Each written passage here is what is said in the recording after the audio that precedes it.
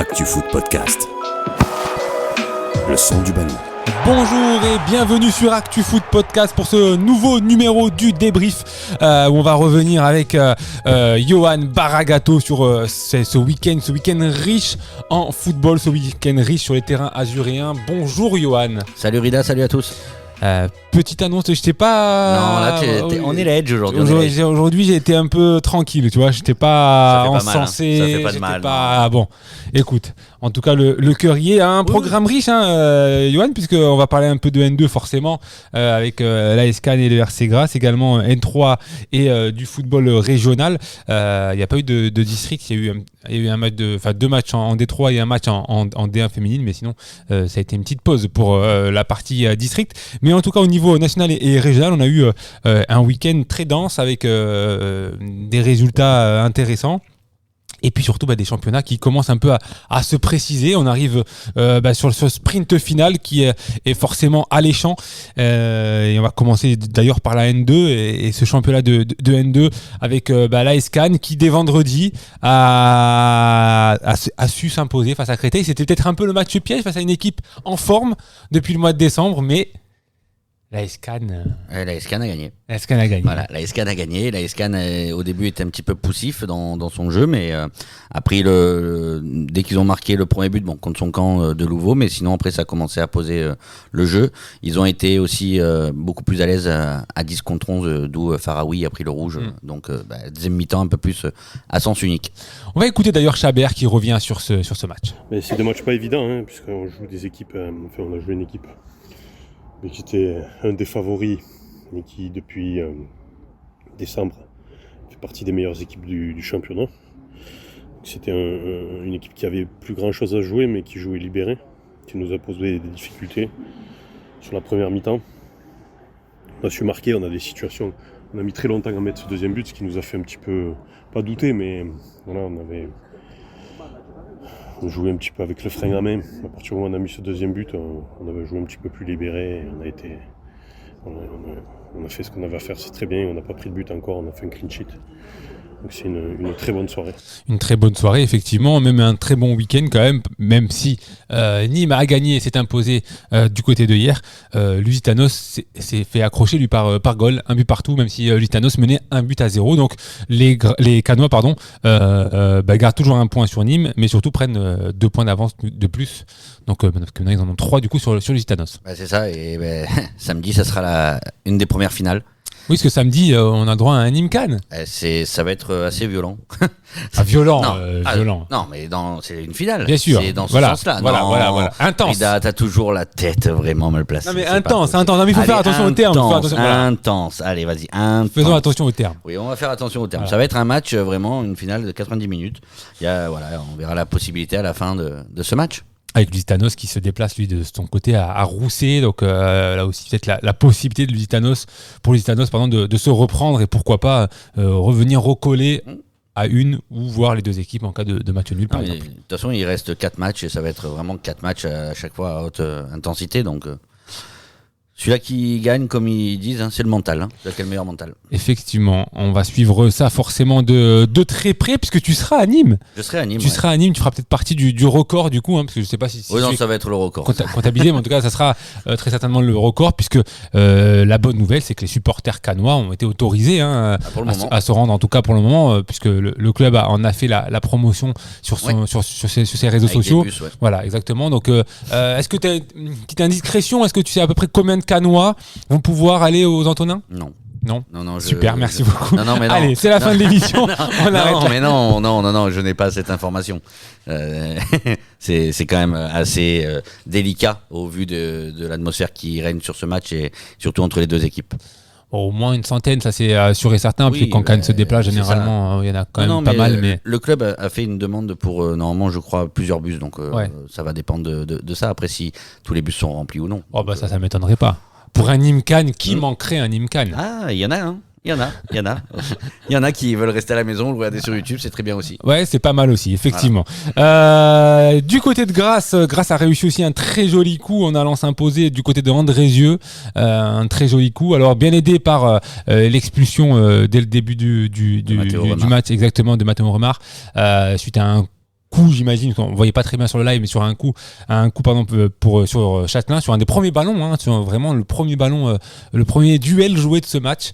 L'arbitre n'a pas hésité une seule seconde, a sorti carton rouge. Bon, on estime qu'il était certainement bien placé. Il en a référé à son assistant, ce qui a forcément un peu facilité la chose pour les Grassois, parce que là aussi face à une équipe quand même plutôt en forme hein, dans cette deuxième partie de saison. Facilité, oui et non, hein, parce qu'Andrézieux reste quand même solide à domicile. Ah oui, c'était quand même une belle équipe. Et tu marques assez rapidement, mais bon, tu te fais égaliser par Alvin Doucet. Exactement. Et tu marques dans les dernières minutes. Grâce à Oumadi et un beau but de Oumadi qui a. C'est le super sub. C'est le super sub et qui met toujours des beaux buts. Quand il faut marquer, en fait, il sort de sa palette. En tout cas, c'est une victoire qui permet aux Grassois de grimper au 10e rang de ce championnat avec 32 points. Mais là encore, même si on voit cette 14e place s'éloigner, parce qu'il y a quand même pas mal d'équipes entre, mais il n'y a que 4 points d'écart. Donc, c'est pas non plus là non plus encore terminé. Il va falloir certainement faire un résultat dès ce week-end face à Istres pour les Grassois à domicile. Et là, par contre, ça va être autre chose. Istres, ça se déplace bien, ça joue bien. L'équipe de Zaki Noubir va. Puis ils veulent finir le plus haut possible. Ils sont 4e de ce championnat. Leur objectif, c'est voilà, c'est ce qu'ils ont toujours dit. Hein, donc, à surveiller sur ce match. Tu y seras présent. Hein. Je serai aux commentaires sur la chaîne du RC Grasse, donc n'hésitez pas à suivre ce match entre le RC Grasse et Istres. Merci beaucoup Johan pour ta clairvoyance. J'essaye de t'aider. Tu es incroyable. Par contre, la bonne opération pour le bas de tableau, c'est un petit peu Fréjus, qui se redonne un petit peu d'air. T'as Limonet qui fait quand même un gros coup en battant Toulon. Limonet, c'est plus qu'un gros coup. Voilà, parce que Limonet replace un petit peu derrière, mais au moins, par contre, moi c'est Toulon qui m'inquiète. D'ailleurs, j'allais te demander, mouille-toi un petit peu. Je mouille. Mouille-toi parce que alors tu mouilles, ça, c'est chacun fait ce qu'il veut. Mais toi on rappelle pour ceux qui nous suivent ou qui viennent de découvrir le podcast, n'hésitez pas à écouter les autres épisodes parce qu'il est incroyable, il est d'une clairvoyance exceptionnelle. Mais surtout, Johan a une page Instagram, Johan de groupe C. Johan de groupe C sur Instagram. Toute l'actualité de cette poule C de N2. Mouille-toi. Même si Rousset est condamné au championnat de N3, voilà exactement. Il reste 2 places. Ouais. Qui tu vois dans ce wagon? Qui va accompagner Rousset en N3? Il reste 4 matchs. Toulon a quand même 5 points de retard. Donc si Toulon met pas la seconde, ça m'inquiète un petit peu. Par contre, au vu des matchs que je vois, je sais pas pourquoi, mais Bobigny, je les vois faire la descente. Écoute, on le note. On se le note bien, voilà. Et puis on verra bien en fin de saison. Fin de championnat. Exactement. On a déjà un resto en jeu, on va pas en jouer un deuxième. Tout simplement. On va enchaîner sur le N3. Et le N3, là aussi, on a eu le droit à un joli derby entre Le Canet et Rivera. Un sacré match. On a eu un match spectaculaire avec 6 buts en tout. On s'est régalé quand même. C'est ça. Moi, en plus, j'étais content parce que c'est la première fois que je te vois sur un terrain avec moi. Donc non, c'était facile. Sympa. Oui, c'était facile. Celle-là, c'était facile. Mais non, mais moi, c'est de bonne guerre. C'est de bonne guerre. C'est de bonne guerre. Tu te déplaces un peu pour venir voir un peu le football, donc c'est ça qui est bien. Exactement. Mais non, on a vu 6 buts, mais vraiment une fin. C'était difficile à respirer, parce que il restait quelques minutes. Quelques secondes, même je crois que l'arbitre siffle quasiment après le but. Hein. C'est ça, grandement, je mets le 3e but à la 80e, et comme tu dis, dernière seconde, sur une erreur de concentration des Rochevillois. Ça a fini à 3-3 entre les deux formations. On va écouter justement Hervé Berny qui revient justement sur la prestation des siens. Coach, quelle analyse tu fais de ce match à chaud? À chaud, c'est un match qui est totalement représentatif de ce qu'on vit depuis le début de l'année. C'est-à-dire, je pense, j'ai pas les stats, mais largement devant au tableau des occasions et largement derrière non, puisqu'on a égalisé par miracle, mais largement derrière au résultat finalement. Et on pêche d'une part par gros manque d'efficacité dans le dernier geste et d'autre part par des déficits de niveau pour moi sur l'aspect défensif trop important à ce niveau-là. Malgré tout, votre équipe n'a pas lâché, comme tu dis, vous j'ai laissé, en fait, je me suis peut-être trompé un petit peu sur le son. J'ai laissé les questions, j'ai laissé, j'ai tout laissé. Je voulais entendre ta voix. Apparemment, je voulais entendre ma voix.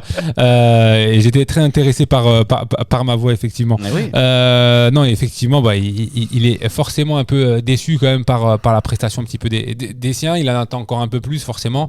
Parce que Rivera aurait pu aussi faire la différence, plutôt certainement dans ce match, mais n'a pas concrétisé ses opportunités. Ah, ils auraient pu tuer le match largement, comme tu dis. Mais bon, c'est le football. Hein. Si tu es pas droit devant le but, tu peux te faire attraper. Et c'est ce qui est arrivé. Hein.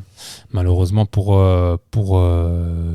Riviera, parce que au classement, même si là encore une fois, ça reste quand même très serré, hein, avec les différents résultats, ça reste quand même très très serré, mais Riviera reste 11e quand même de ce classement, donc avec 2 points de retard sur le Gallia. C'est ça. Bon, là, de toute façon, ils reçoivent Beaucaire à la prochaine journée, donc bon, ça va être un match quand même un petit peu piégeux. Après, bon, derrière, t'as Dijon qui va à Bourgoin, donc si Bourgoin veut monter en N2 parce qu'ils sont qu'à 3 points de Lyon-la-Duchère, bon ça devrait le faire. Effectivement, et le prochain match pour Riviera, c'est au Gallia justement. Non, pour le Canet ira au Gallia, pardon. Et Riviera recevra Beaucaire, exactement. Ça sera dès ce week-end à 18h pour les deux formations.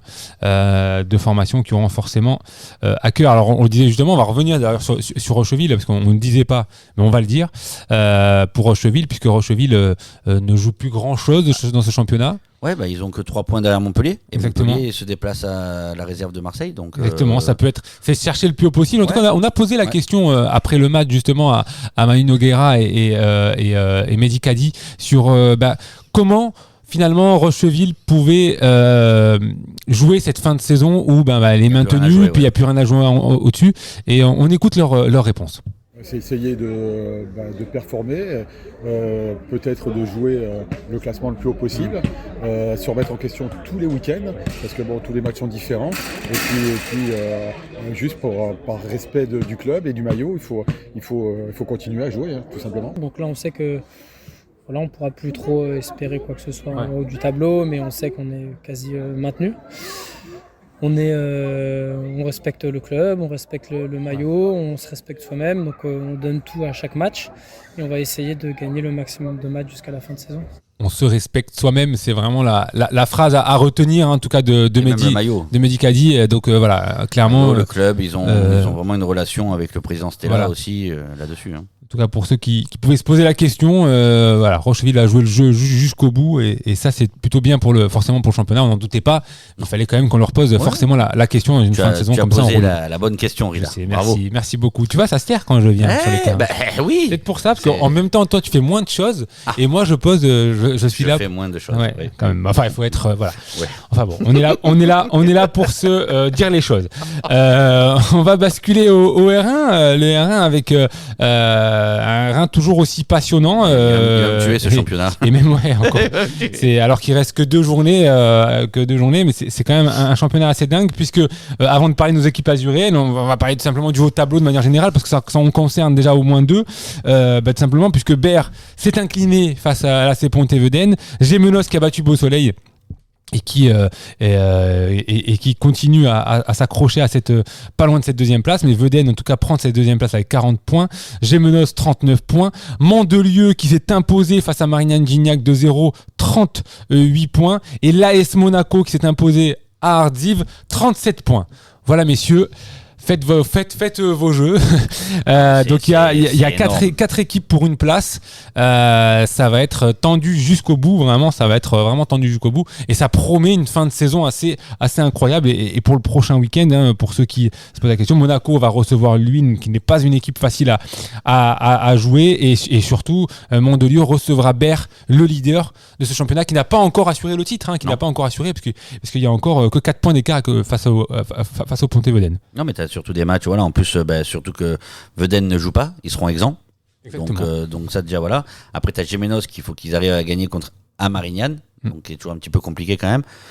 Et après t'as en tout cas, t'as le choc Mandelieu-Berre. On pourrait se retrouver avec un championnat encore plus resserré avant la dernière journée, puisque si Berre ne gagne pas, on rappelle qu'à la dernière journée, Berre sera exempt, donc Berre ne jouera pas à la dernière journée. Si Gémenos vient à gagner et que Berre perd, Gémenos va quand même revenir à 2 points seulement de Berre avant de jouer Mandelieu à la dernière journée. Et ça pourrait être le match du titre. Donc vraiment, ce championnat, rien n'est joué jusqu'à la dernière seconde, ça va être fou. Et même en dernière journée, tu as quand même le Ponté contre Monaco. Exactement, également. Et ça aussi, ça va être un très très très très gros choc. Donc vraiment tout à fait. On a 2 équipes du 0-6 qui peuvent finir sur cette deuxième place. On rappelle que les 2 premiers montent en N3. Et on avait justement Nathan qui n'est pas avec nous aujourd'hui, mais qui était du côté de Mandelieu pour ce match face à Marignane. On va écouter d'ailleurs Martino qui revient un petit peu sur ce match et plus précisément au-delà du match, forcément pour Martino, c'est plus sur cette bataille finale qui nous importe. Je sens les joueurs quand même émousser, le groupe en général. Mais c'est pas grave, il faut trouver les forces mentales à travers le collectif pour essayer d'espérer jusqu'à la fin, quoi, parce qu'on sait quand même qu'on a notre destin entre les mains. Si on gagne les 2 derniers matchs, on est sûr de monter et ça vaut le coup de se faire mal. Il le dit, les joueurs émoussés aussi. Alors c'est aussi ça le souci à Mandelieu, c'est que il y a un petit effectif, un petit groupe. Voilà, dès que tu as des blessés, malheureusement, ça devient un peu plus. C'est plus difficile en tout cas d'avoir un turnover et de laisser quelques joueurs au repos. Mais comme il dit, il faut finir du mieux qu'on peut parce qu'il reste que 2 matchs, 2 finales. Il le dit bien. Et on sent quand même dans le discours. Il y a envie, il y a une réelle volonté du côté de Mandelieu d'aller chercher cette 2e place. Moi, ce que j'aimerais surtout contre Berre, c'est qu'il y ait quand même du monde au stade, parce que c'est vrai qu'à Mandelieu, il n'y a pas grand monde qui vient, et c'est un petit peu dommage pour l'équipe et pour Steph Martino. Maintenant, à eux de gagner cette première bataille et de conclure à Gémenos. Exactement, et ça va être un match qu'on va suivre avec importance. On sera bien évidemment du côté de Mandelieu pour ce choc face à Berre. On n'a pas terminé avec le R1, j'allais tourner, mais pas du tout, puisqu'il y avait également un autre match qui concernait 2 équipes du 0-6. C'était Cagnes-le-Croc qui s'est imposé face à Grasse et qui du coup ne permet pas aux Grassois d'assurer leur maintien. Ils auraient pu, en cas de victoire, Grasse assurer un maintien. Là, toujours que 4 points d'écart entre Grasse et Beau-Soleil, donc ce n'est pas encore joué. On rappelle que Beau-Soleil est 13e et pour l'instant relégable, et le RC Grasse est pour l'instant sauvé avec 16 points juste devant. Ça reste encore, il faudra encore se battre, alors que Cagnes-le-Croc a gagné son premier match de cette saison. Je vais te dire, première victoire en 2026, pardon. Et du coup, ils prennent la 7e place de ce classement là aussi pour Cagnes-le-Croc. Plus grand chose à jouer sur cette saison, puisque il y a déjà trop d'écart sur devant, déjà 6 points sur Monaco 5e, et surtout très largement loin du maintien, parce qu'il y a 19 points d'écart sur Beau-Soleil. Sachant que Cagnes-le-Croc, en plus, ils vont jouer à Beau-Soleil prochaine journée. Exactement. Donc est-ce qu'ils vont essayer de faire quelque chose, parce qu'ils veulent essayer peut-être de se rapprocher de Sifour? Finir le plus haut possible, comme d'habitude. De toute façon, là, c'est le seul objectif pour ces équipes-là. On va passer au R2, et alors là, le R2... Papapam. Ah, c'est bien, il est beau le jingle, Rida. Ah là quand même, il faut quand même pour on est obligé. Je suis d'accord avec toi. On est obligé parce que l'AS Cannes est champion de la Poula. Oui, on peut applaudir. Clap. On applaudit. Bravo donc à l'AS Cannes et à Derek Descamps et à son staff pour ce titre en Poule A. C'était pas simple. On se rappelle ce début de saison difficile, laborieux, et puis cette remontée au fur et à mesure, cette très belle série qui leur permet aujourd'hui d'assurer la montée en R1, j'allais dire la remontée, mais non, mais la montée en R1, et ça pour les Cannois, c'était important. Un match pas facile à Estérel. Non, mais c'est surtout que ça a mis du temps, parce que l'équipe de Stélie Gibon est quand même avec des anciens de Fréjus, Aurinel, ou Schmidt, tout ça, j'étais vraiment content de les revoir en même temps. C'était vraiment compliqué. Et après, sur un centre d'ouvriers qui a été vraiment intenable en première mi-temps, comme j'ai pu le mettre sur le CR. N'hésitez pas à lire les comptes rendus sur actufoot.com de Yohan Baragato, parce qu'il aime beaucoup ça. N'hésitez pas également à lui faire des retours sur sa page, ou vous pouvez nous appeler directement. Et il est fan de ça. Il est fan. Non, mais les retours, vous pouvez lui faire. Première mi-temps, il était vraiment au-dessus, Antoine, et il a fait vraiment un centre où Jonathan Mambou s'est jeté pour le conclure. Et après, le deuxième but, c'est Ouvrier récupère un ballon et il a crucifié d'une frappe puissante. Donc là, honnêtement, à 2-0 à la mi-temps, tu te dis, bon, ça va dérouler. Et non, en fin de compte, Estérel a bien repris. Ils ont bien suivi les ordres et sont rentrés un petit peu dans le rang. Ouvrier a fait un sacré travail. Ouais, pour moi, oui. S'il fallait mettre un homme du match, comme tu dis, ouais, mais on voit ta blague. Mais oui, bravo Rida. Mais oui, non, il était au-dessus. Hier, il était au-dessus. On va écouter d'ailleurs Derek Descamps qui revient sur cette victoire, mais également sur ce titre de champion de R2 Poula. Ah, c'est exceptionnel. C'est la victoire de tout un groupe, de tout un club. Et en espérant que ça amène aussi pour l'équipe première à monter, pour les féminines aussi, pour tous les jeunes.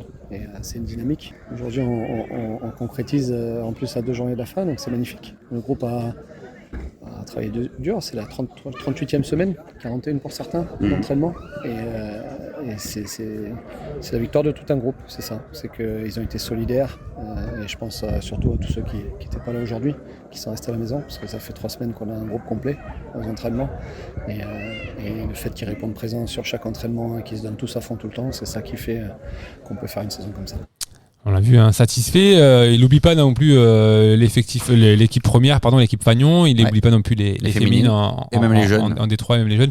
Donc on le sent très concerné forcément par tout le monde. En tout cas, on sent aussi surtout dans sa voix de la satisfaction et du soulagement. Parce que la saison a été longue, comme il le dit, a été âpre, parce qu'il a quand même fallu batailler face à Andoum, face à Fréjus, qui ont fait vraiment une très belle saison pour le coup, même si c'est pas fini pour eux, parce qu'il y a encore peut-être aller chercher cette deuxième place et ce meilleur deuxième pour pouvoir monter en R1, mais on sent en tout cas la satisfaction là pour Derek. Oui, surtout que Cannes, maintenant, il ne leur reste plus que Courtezon-Jonquière à domicile pour essayer de faire un petit peu la fête quand même avec les supporters, et le déplacement en Andoum. Donc ils auront pour le prestige voilà, ils auront beaucoup moins de pression, parce que c'est vrai que aller jouer à Andoum, tu connais un petit peu, c'est pas simple, et forcément et encore plus face à un Andoum qui va vouloir jouer quelque chose, parce que deuxième place. Voilà, exactement, parce qu'Andoum qui s'est imposé face à l'Étoile, 2-0, qui leur permet de prendre la deuxième place et qui leur permet en fait finalement à Cannes aussi d'être champion, parce que si ça avait été l'inverse, ils attendaient ce résultat. Exactement. Donc c'était surtout ça à suivre. Après Andoum va à Manosque, Fréjus reçoit Septem et Estérel Saint-Didier, donc ça promet en tout cas là aussi pour cette deuxième place. L'autre équipe du 06, c'est l'AS Fontaine qui s'est inclinée face à l'AS Maximoise, donc 2-0. Et ils sont toujours là, ça sent pas bon, 5 points d'écart face à Manosque, donc il y a 5 points d'écart, c'est malheureusement là pour l'AS Fontaine, ça va se jouer vraiment c'est ça, comme je te disais, s'ils veulent se maintenir, s'ils veulent se maintenir, il faut déjà qu'ils gagnent contre Montredon. Ça, c'est espérer un faux pas de Manosque face à Andoum. Donc on pense que ils n'ont pas le choix. Ils n'ont pas le choix. S'ils veulent essayer de se maintenir, ils n'ont pas le choix de gagner contre Montredon. Exactement. Et l'AS Fontaine terminera sa saison à Estérel, que tu as vu jouer et que c'est très bien que c'est pas simple à jouer, alors que Manosque ira du côté de Septem Consola, non plus pas simple à jouer. Donc c'est pas terminé pour l'AS Fontaine, mais il va falloir sortir plus que le Blotchoff là sur les 2 derniers matchs pour espérer arracher ce Strapontin. Après, c'est vrai que ça va être malheureusement sinon une saison compliquée. En R2 Poule B, on n'avait qu'une seule équipe du 06. On n'avait qu'une seule équipe du 06 et qui s'est imposée 5-2 face à Arles. Il fallait s'imposer justement pour ne pas voir ce haut tableau s'éloigner davantage, et les Mouginois l'ont fait avec la manière en tout cas, et encore un nouveau doublé de Turlure. Et oui, et pourtant il est là, Turlure. Il est là, Turlure. Par contre, je crois que Martigues Sud a lâché le game, parce que là ça fait très longtemps, je pense. Oui, non mais pour jouer le podium. Effectivement. Là, ils perdent à domicile contre Cayolle. Et Cayolle, ils y reviennent bien, parce que les Cayolle qui étaient un peu en difficulté en championnat, ils ont quand même battu Mougins, ils ont battu Martigues Sud, et ça revient bien. Ça repart bien. Ça revient vraiment bien. Du coup, ils vont assurer leur maintien, et c'est Montsartou qui ne jouait pas a dû voir ce résultat un peu d'un mauvais œil, quoi. Il devait pas être forcément très satisfait de voir les Cayolle s'imposer là face à Martigues Sud. C'est ça. Après, comme tu disais pour Mougins, on a quand même Valentin Théron qui a encore marqué un but. qui est pour un milieu offensif 20 buts dans la saison.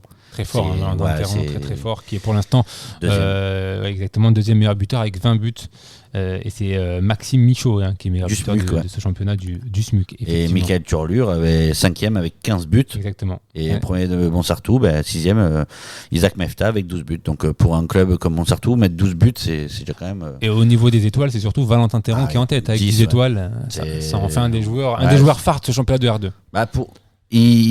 Pour moi, il est vraiment au-dessus. Ouais. Il est vraiment au-dessus. Tu l'as vu jouer toi aussi contre Pegoma. Donc celui-là qui dit qu'il n'a pas sa place, on n'a Ouais. pas la même vision. Exactement. Et le prochain week-end, c'est pas ce week-end-là, c'est le 3 mai. Et il y aura du coup ce derby entre Montsartou et Mougins. Et au match aller, Montsartou avait gagné. Exactement. On va passer à la poule A de R3, où là on avait trois équipes qui étaient sur le pont.